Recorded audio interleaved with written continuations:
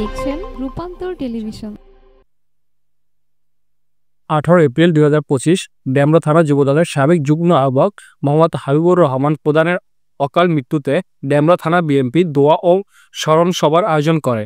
উক্ত অনুষ্ঠানের প্রধান অতিথি হিসেবে উপস্থিত ছিলেন ঢাকা মহানগর দক্ষিণের ডেমরা থানা বিএনপির প্রস্তাবিত সভাপতি এস.এম. রেজা চৌধুরী সেলিম। বিশেষ অতিথি আসন গ্রহণ করেন ডেমরা থানা বিএনপির সাধারণ সম্পাদক পদপ্রার্থী আনিসুজ্জামান। সভাপতিত্ব করেন 68 নং ওয়ার্ডের সাংগঠনিক সম্পাদক এবং 3 নং ইউনিটের সভাপতি মোহাম্মদ মুক্তার মীর।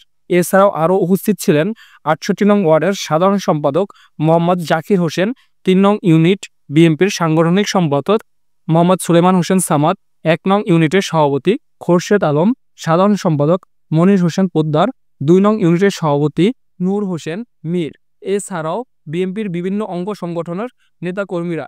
উক্ত অনুষ্ঠানে বিশেষ অতিথি হিসেবে ডেমরা থানার সাধারণ সম্পাদক পদপ্রার্থী মোহাম্মদ আনিসুজ্জামান বলেন, ঢাকা 5 আসনের দ্বারের শীষ প্রতীক নিয়ে আলহাজ নবিউল্লাহ নবী নির্বাচন করবে, তার জন্য সবাই দোয়া করবেন। আমি আজকে যেই আলোচনা সভা, এটা বলার মতো আমার ওর কথা যখন মনে আসে তখন আমি বাসা হারায় ফেলাই। স্বৈরাচার সরকার আন্দোলনের সংগ্রামে যখন আমরা বাসায় থাকতে পারি নাই, আমরা শুধু বললেই চলতো যে অমুক জায়গায় একটা মিছিল করতে হবে, এই স্বৈরাচার সরকারের বিরুদ্ধে অবরোধের একটা মিছিল করতে হবে। সে নিজের জীবনের মায়া ত্যাগ করে দেশের স্বার্থে, গণতন্ত্রের স্বার্থে, ইসলামের স্বার্থে সে তখন মিছিল করতে আর দ্বিধাবোধ করতো না। যেই স্বৈরাচার সরকার পতন হলো, এর কিছুদিন পর সে আমাদের না ফেরার দেশে চলে গেছে। আমরা তার জন্য দোয়া করি, আল্লাহ পাক যেন তাকে জান্নাতবাসী করেন।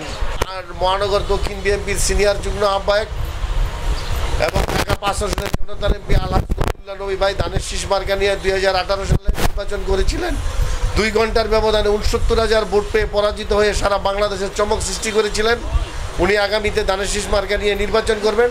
আপনারা ওনার নির্বাচনী সালাম গ্রহণ করুন এবং ওনার জন্য আপনারা সবাই দোয়া করবেন। প্রধান অতিথি এস.এম. রেজা চৌধুরী সেলিম বলেন, খুনি হাসিনার নির্দেশে বৈষম্য ছাত্র আন্দোলনে 2000-এরও বেশি ছাত্র খুন হয়েছে।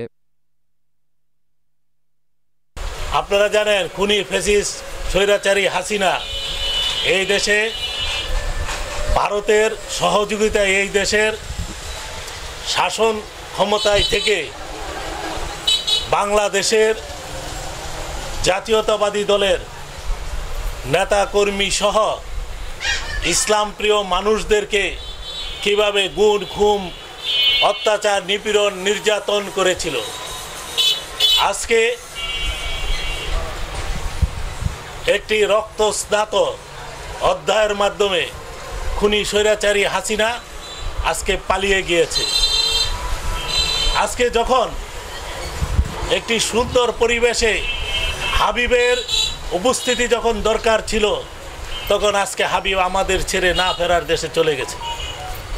আজকে আপনারা দেখতে পাচ্ছেন যে খুনি স্বৈরাচার ফ্যাসিস্ট হাসিনার যারা অত্যাচার নিপীড়ন নির্যাতন করেছিল, যারা এই 5ই আগস্ট আন্দোলনে 2000-এর উপরে ছাত্র জনতাকে গুলি করে হত্যা করেছে, 20,000-এর উপর এই বাংলাদেশের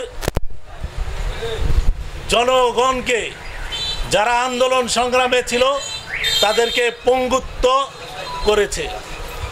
এরকম একটি ঘৃণিত কাজের পরও আমরা আজকে দেখতে পাই কিছু লোক, কিছু পাপিষ্ট, তাদের ভিতরে এই ধরনের অনুভূতি হয় না যে তারা একটি পাপ কাজ করেছে। আজকে তাদেরকে দেখা যায় খুনি হাসিনার পক্ষে কথা বলতে, খুনি হাসিনার পক্ষে আজকে আড়ালে আবডালে মিছিল করতে। আর তাদেরকে সহযোগিতা করার জন্য প্রশাসনের কিছু যারা আওয়ামী খুনি হাসিনার সুবিধাভোগী ছিল, এখনো প্রশাসনে আছে, তারা আজকে নিষ্ক্রিয়তার কারণে আজকে তারা এই ধরনের সাহস যোগাচ্ছে।